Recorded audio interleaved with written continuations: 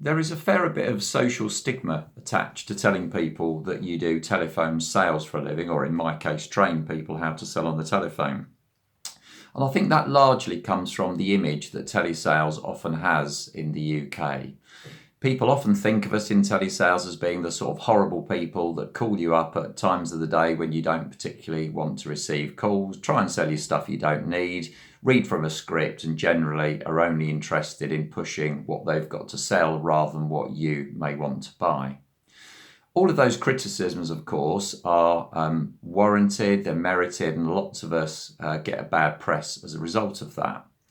But for me, high pressure selling doesn't work in business to business environments. It's something you generally only find if you're considering business to consumer sectors or industries.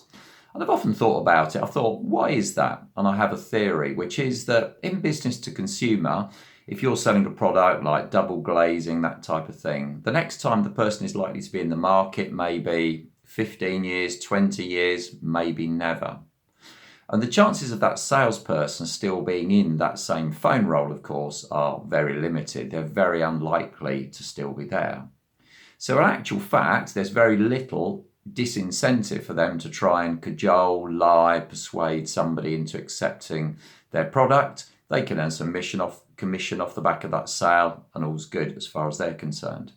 But of course, in business to business, it's a very different relationship. So if I'm working with a training group, I might ask them, when is your customer in B2B next likely to be in the market? The answer might be today, tomorrow, next week, next month, next year. The point is, often they'll be back in the market in a fairly short space of time. So therefore, we have to treat business to business customers very, very differently. It's all about building trust and integrity with them over the course of the relationship. Because of course, if we can lie to them and manage to persuade them to take a product from us today that they don't particularly need or is the wrong product for them, or we rip them off on the price, they're not exactly going to come rushing back, are they? So they will feel that we haven't looked after them.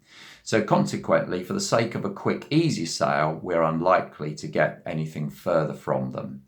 So if you're dealing in business to business environments, you always have to take the long view in selling. You've got to look after your customers, you've got to treat them right, you've got to offer them the best advice, and you've got to treat them in a way that allows them to feel that they can trust you. If they do that, they're much more likely to want to continue to buy from you.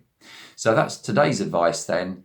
In business to business environments, take a long-term view, and if you're a salesperson, work hard to establish trust and integrity and credibility with all of your customers. It will pay huge dividends.